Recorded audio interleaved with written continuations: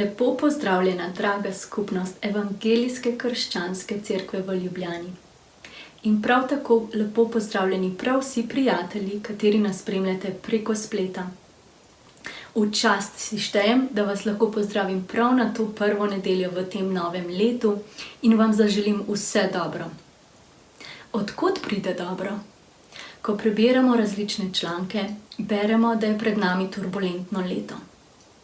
In prav v času teh turbulenc lahko najdemo spodbudo in upanje v prebiranju Božje besede. In psalmist David v psalmu 121 pravi takole: Svoje oči vzdigujem k goram, od kod bo prišla moja pomoč. Moja pomoč je od Gospoda, ki je naredil nebo in zemljo. Naj ne da, da bi tvoja noga omahovala, tvoj varuh naj ne dremlje. Glej, ne dremlje, ne spi, Izraelov varuh. Gospod je tvoj varuh. Varoval bo tvoje življenje. Gospod bo varoval tvoje odhajanje in prihajanje, od zdaj in do večnosti. Zato odprimo Božjo besedo, prebirajmo jo. V njej bomo našli besede življenja, besede upanja, besede spodbud.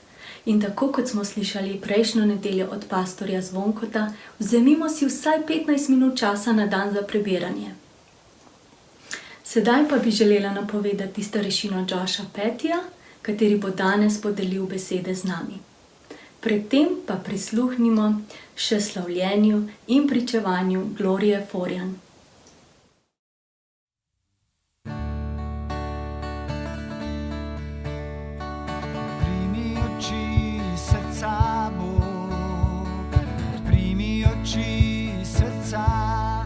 Rad bi te videl, rad bi te videl. Odprimi oči srca, Bog, odprimi oči srca, rad bi te videl, rad bi te videl. Ti visoko zvišen si, obvladaš vsej moči in slavi. Zli ljubezen na nas, saj ti sveci, sveci, sveci, rad bi te videl. Odprimi oči srca, Bog, odprimi oči srca, rad bi te videl, rad bi te videl. Odprimi oči srca, Bog, odprimi oči srca, rad bi te videl, rad bi te videl. Ti visoko zvišen si, obvladaš vsej moči in slavi. Zli ljubezen na nas, saj ti sveci, sveci, sveci, rad bi te videl. Sveci, sveci, sveci, sveci, sveci, sveci, sveci, sveci, sveci, rad bi te videl. Sveci, sveci, sveci, sveci, sveci, sveci, sveci, sveci, sveci, rad bi te videl. Ti visoko zvišen si, obvladaš vsej moči in slavi. Zli ljubezen na nas, saj ti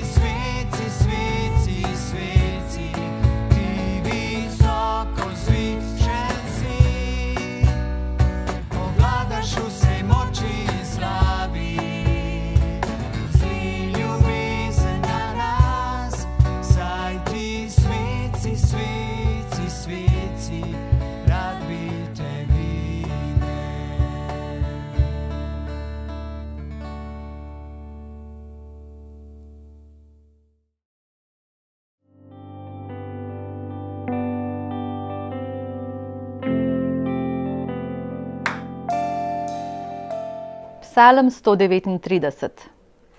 Gospod, preizkusil si me in me poznaš. Poznaš moje sedenje in moje vstajanje. Oddaleč razumeš moje misli. Opazuješ moje potovanje in moje počivanje.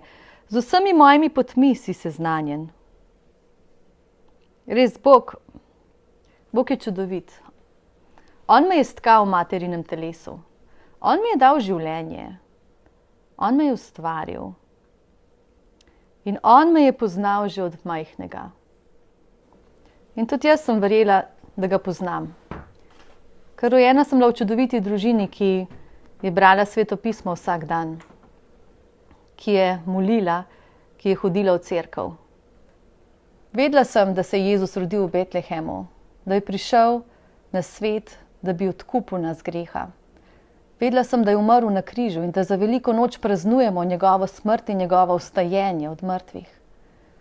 Vedela sem, da pride nazaj po nas. In zato sem se pri svojih 13 letih odločila, da se krstim. In to svojo odločitev sem potrdila pred celo cerkvijo. Potem pa se je začelo potovanje. Naslednjih 15 let sem preživela res lepih let, pričakovanju lepih stvari.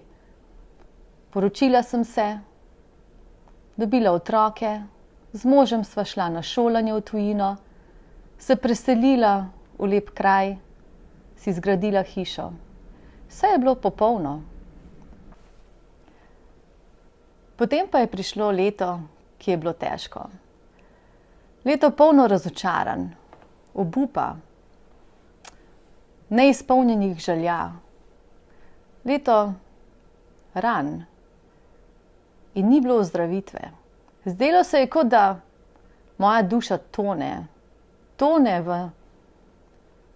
v morju bolečin.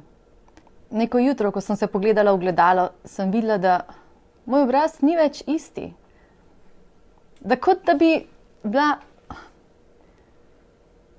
duša omagala, obupala. Prišel je sram me je bilo. Saj sem že 15 let kristjan. Kako da je veselje zapustilo moje srce in mir. Po resnici povem, nisem vedela, kam se obrniti. V tistem trenutku sem bila zbegana. Moja usta so še vedno slavila Boga, ampak moje srce je bilo daleč, begalo je. Kdo je moj Bog? Me res pozna?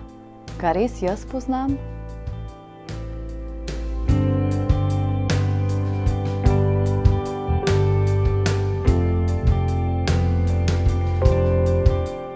Sebastijan mi je bral Sveto pismo, ker ga sama nisem zmogla brati. In on je molil na glas, ker sama tega nisem zmogla. Vem, da ko sem ležala na postelji neko jutro in so vsi odšli od doma, Sebastijan je vzel otroke. Vem, da sem ležala in razmišljala o tem, kaj lahko Bogu dam, takšna kot sem, zlomljena, ranjena. Tako so v misli prišle različne ideje, kaj bi lahko še naredila za Boga. Ampak v trenutku me je Duh opomnil, da moram sprejeti njegovo ljubezen. In tako, kot da bi se iz neba izlila ljubezen v moje srce, sem dojela, da sem ljubljena zato, kar sem in ne zato, kar dam Bogu. Bog me je res spremenil. V tistem dnevu sem ga spoznala. In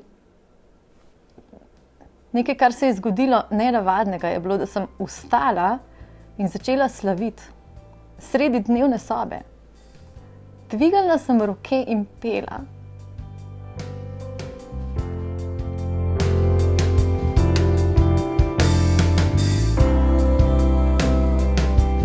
Zdi se mi, da je tisti prostor bil prežet z Božjim duhom in z Božjo prisotnostjo. Padla sem na kolena, molila sem, dvigovala roke, spet pela. In to je bil res tak neverjeten čas srečanja z Bogom. In zaradi tega sem danes drugačna. Naenkrat so moje ustnice pele drugače, ker je bilo srce vključeno. Vznanjala sem si to resnico.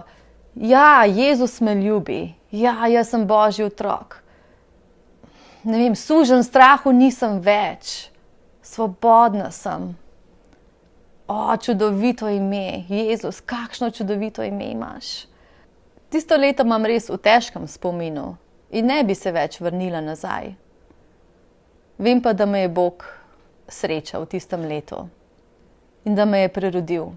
In vem, da v tistem trenutku sem ga spoznala, da sem razumela, kaj to pomeni slediti Jezusu, vzeti svoj križ in hoditi za njim. Kaj to pomeni vprašati se dnevno, Bog, kaj je tvoja volja? In ne živeti svoje volje. In zdaj živim, da ga slavim.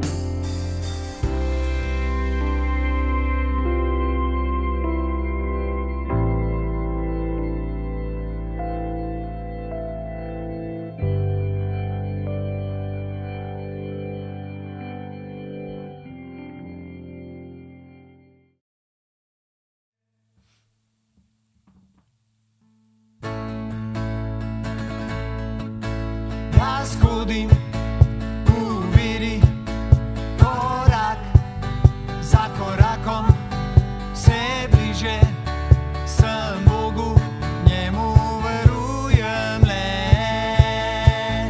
Jaz hodim v veri, korak za korakom, vse bliže sem Bogu, njemu verujem le.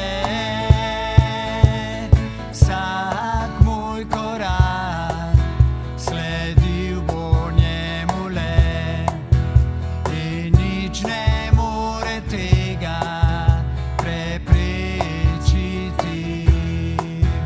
Molitev moja vsaka bo uslišana, saj Bog je vedno z mano do življenja mojega. Jaz hodim v veri, korak za korakom, vse bliže sem Bogu, njemu verujem le. Jaz hodim v veri, korak za korakom, vse bliže sem Bogu, njemu verujem le.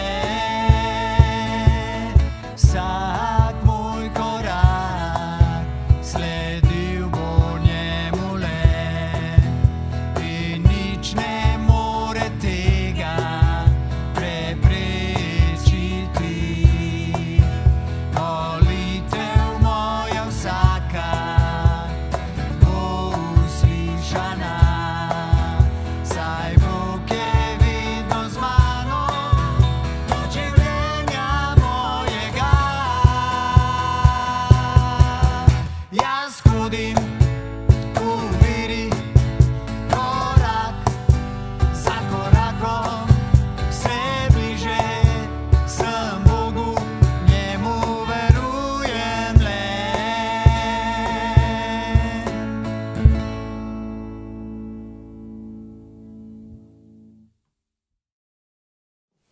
Živijo cerkev, lepo vas je biti z vami, tudi če je prek spleta. Torej jaz sem doma zdaj za praznike in sem s sabo še pripeljala Mitchell. Živijo. In torej preživela sva praznike z mojo družino in res mi je žal in čudno mi je, da ne morem biti z vami v živo. Mi je pa fajn, da sem lahko vsaj na tak način z vami in pravzaprav sem zelo navdušena, da lahko pridem sem gor in vam povem, da z Mitchell sva se pravzaprav zaročila.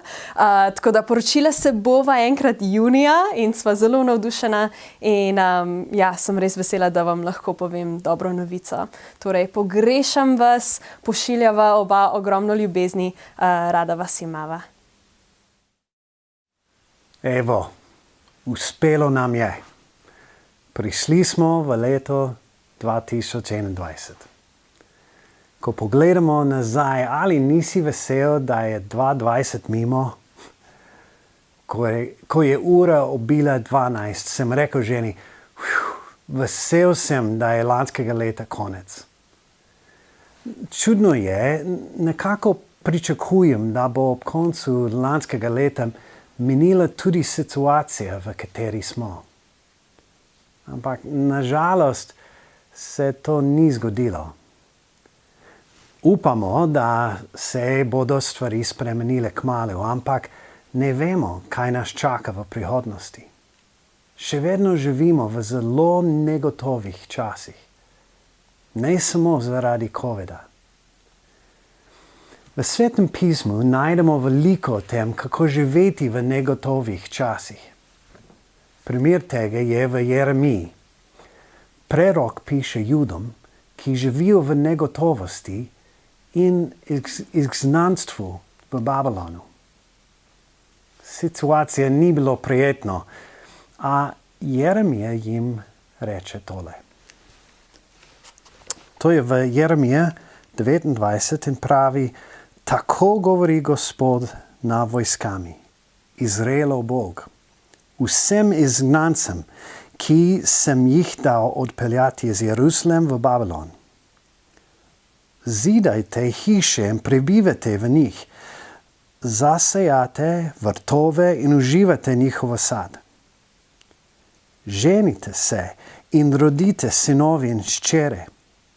Oženite sinovi in pomožite hčere, da bodo rodili sinovi in hčere, da se boste tam množili in ne manjšali.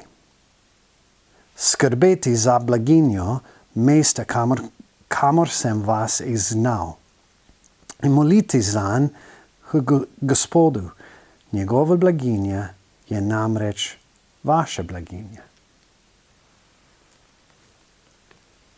Je zanimivo, da mogoče bi mi si želeli sedeti, ustrajati in čakati, da se situacija spremeni. Ampak Bog jim reče, ne, morate živeti z namenom zdaj, misleč na prihodnost, oziroma z pogledom na prihodnost.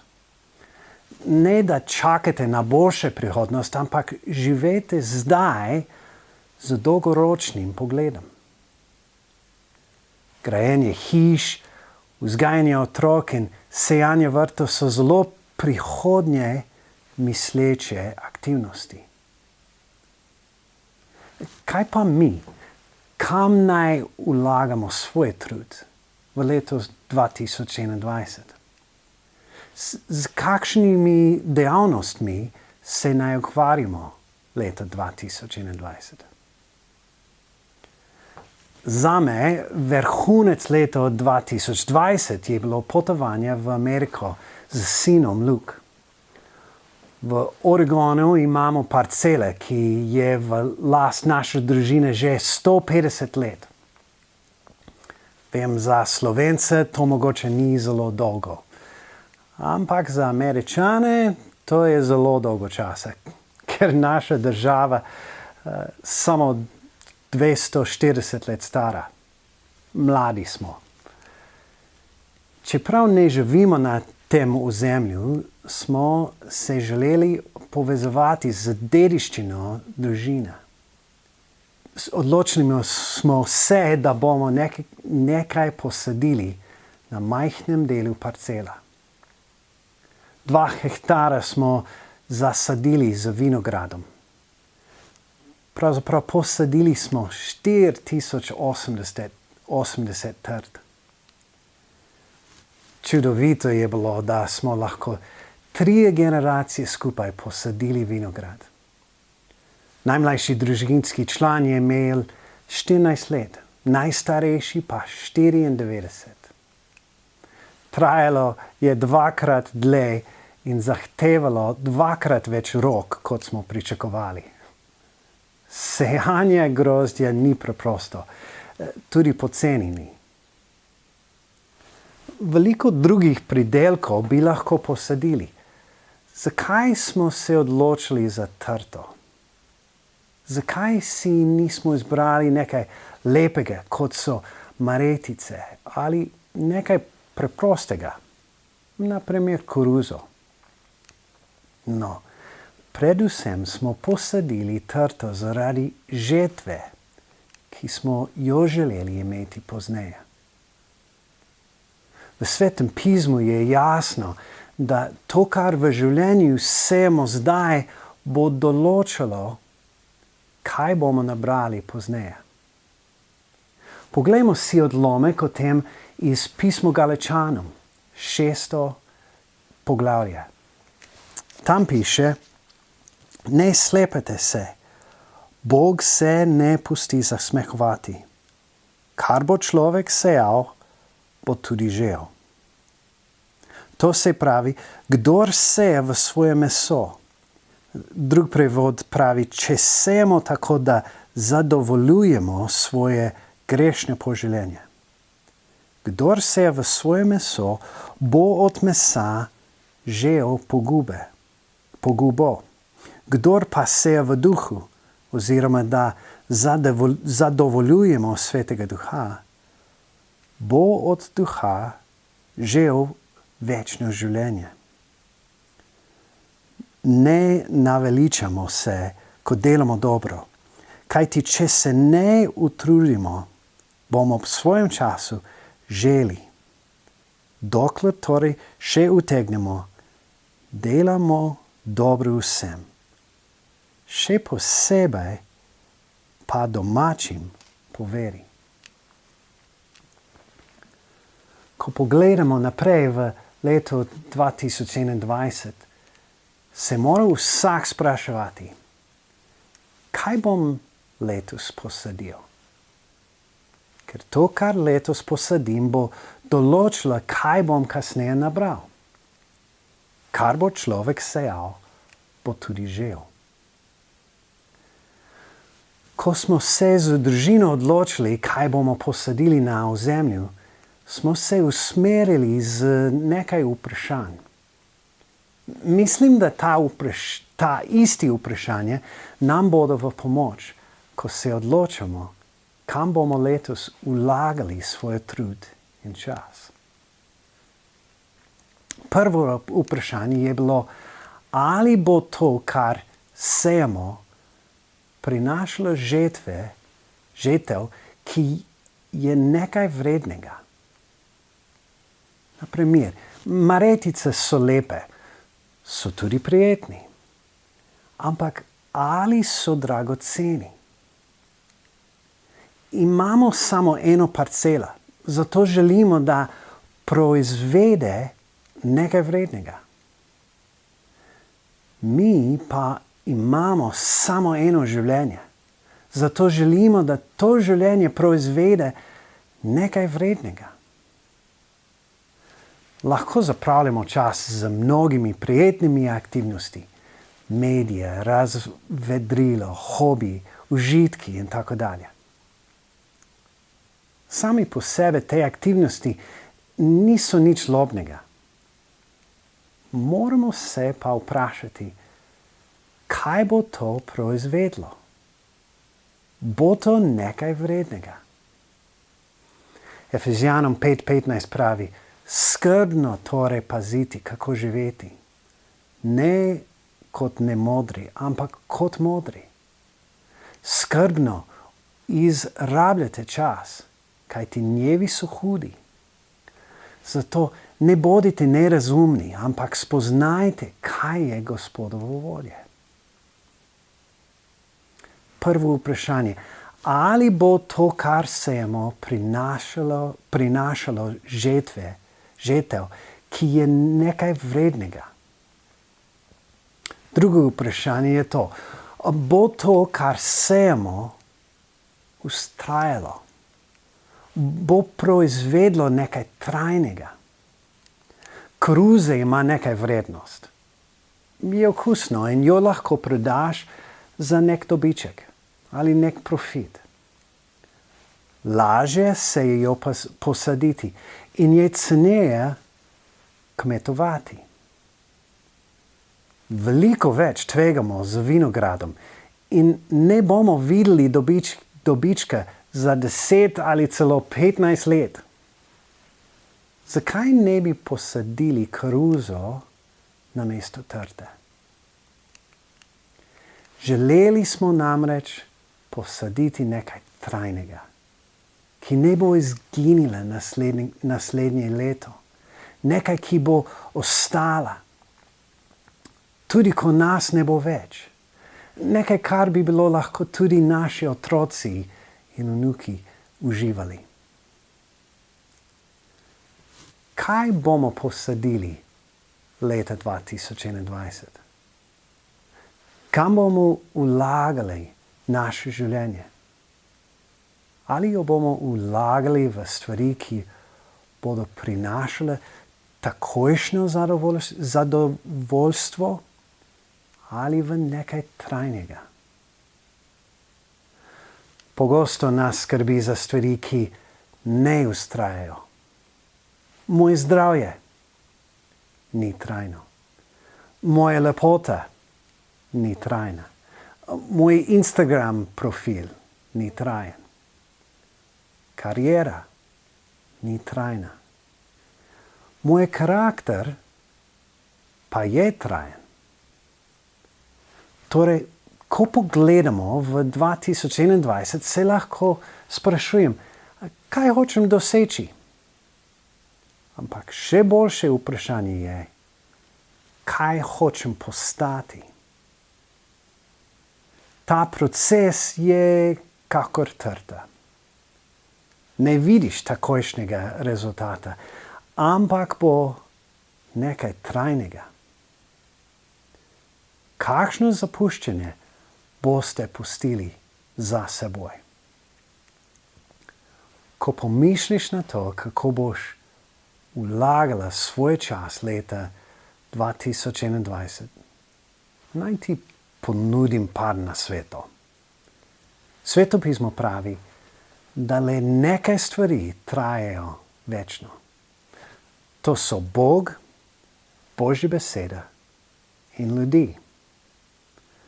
Torej, investicija v te je investicija v nekaj večnega. Če vlagaš v svoj odnos s Bogom, je to investicija v nekaj večnega. Če bolje spoznavaš njegovo besedo, to je poveže z večnim. Če nekomu spremeniš življenje, je to večna sprememba. To tudi velja za spremembo v sebe oziroma v svoj karakter. Ker tudi ti si večen. Bog, Božja beseda in ljudi. Kar je težko je pa to, da ne vidimo spremembe takoj. Zaradi tega ima Pavel pomembno sporočilo za nas na koncu našega odlomka v pismu Galačanom. On je rekel, kar bo človek sejal, bo tudi žel. In potem on je nadaljeval, ne naveličamo se, ko delamo dobro. Kajti, če se ne utrudimo, bomo ob svojem času želi. Dokler torej še utegnemo, delamo dobro vsem, še posebej pa domačim po veri. Če se oziramo na prihodnost, ta obljuba večnosti nam bo pomagala, da ne obupamo nad tem, da delamo dobro. Ne čakamo na boljšo prihodnost, ampak živimo zdaj z pogledom na prihodnost. Kaj boš sejal v zemljo letošnjega leta? Kaj boš sejal v zemljo 2021? Ali bo proizvedlo nekaj vrednega? Ali bo ta sadež nekaj, kar bo vztrajalo? Danes molim zate in zame, da bo prihodnji sadež nekaj vrednega, trajnega in žetev za vso večnost. Amen.